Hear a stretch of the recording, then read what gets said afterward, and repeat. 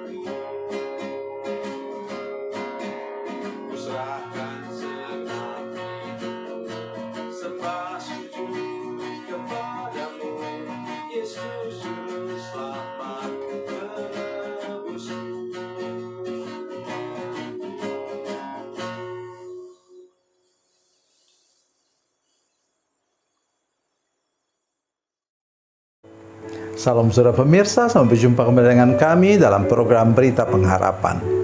Saudara pemirsa, kalau Tuhan izinkan kita punya pengalaman-pengalaman rohani yang luar biasa, maka tolong kita makin banyak pengalaman rohani kita, semakin kita rendah hati.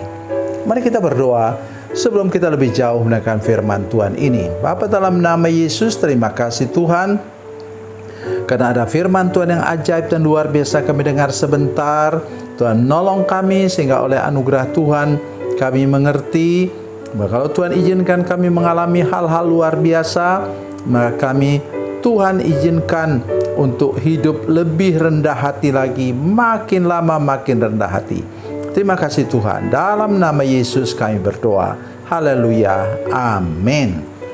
Saudara pemirsa, mari kita membaca firman Tuhan dari Perjanjian Baru, Kisah Para Rasul.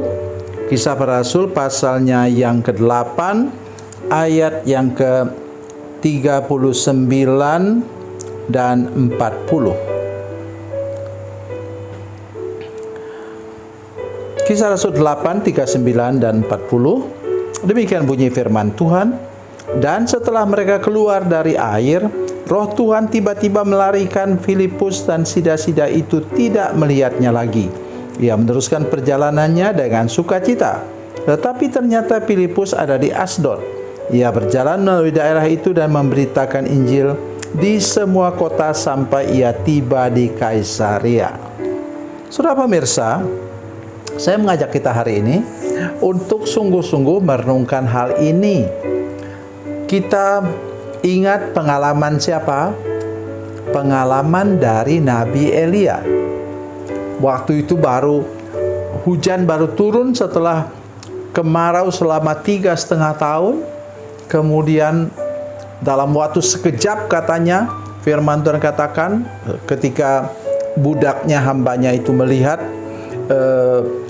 awan sebesar telapak tangan, maka kemudian Elia mengikat pinggangnya dan dia diterbangkan oleh Tuhan lebih cepat dari kereta kencananya Raja Ahab, sehingga dia tidak kena hujan itu sama sekali sampai dia tiba di ibu kota Samaria. Kenapa itu? Kepentingan kesehatannya. Nabi Elia itu kurus kering malahan. Jadi kalau dia sudah tua begitu, kena hujan lebat dan angin kencang, ya bisa-bisa dia sakit. Itu sebabnya Tuhan kemudian menerbangkan dia. Kepentingan untuk hambanya yang luar biasa, yang nanti kemudian diangkat Tuhan langsung melalui kereta berapi, kata firman Tuhan. Nah, di sini tujuan Tuhan ialah supaya ini tujuan Tuhan tercapai dalam kehidupan Filipus.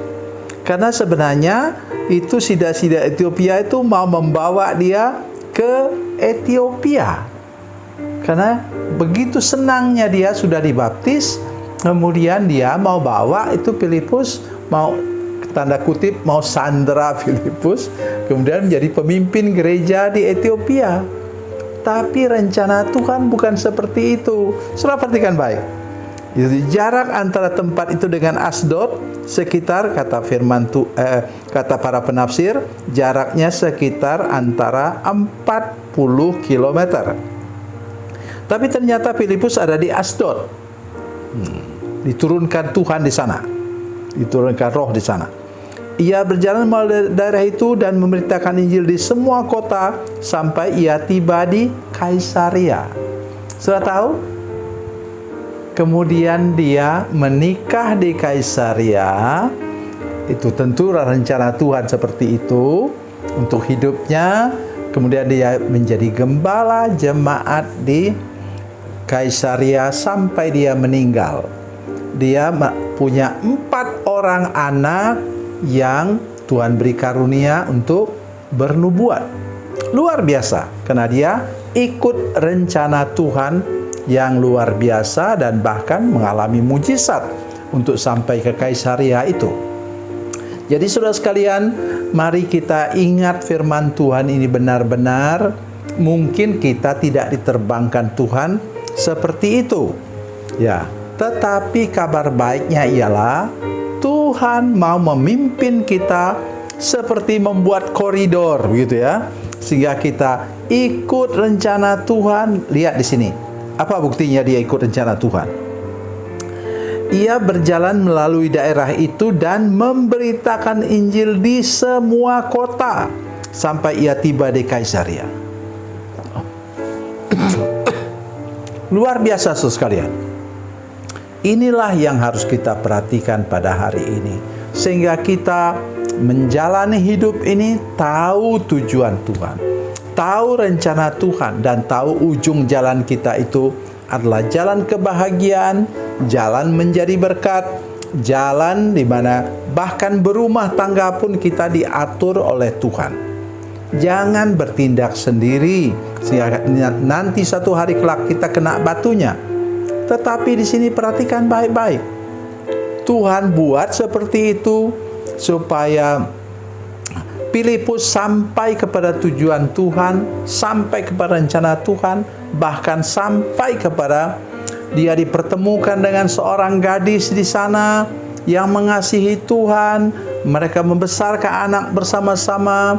Ya, walaupun perempuan semua, mungkin orang pikir, aduh, kok perempuan semua anaknya? Tapi semuanya menjadi hamba Tuhan dan Tuhan buat punya karunia nubuat.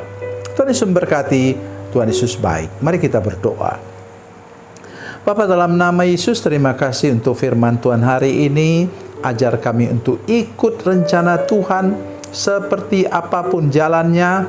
Kami akan sampai kepada tujuanmu, rencanamu, dan Tuhan akan memberkati kami di tanah perjanjian untuk kami masing-masing, sehingga kami tahu benar rencana Tuhan yang terbaik untuk hidup kami. Dalam nama Yesus kami berdoa. Haleluya. Amin.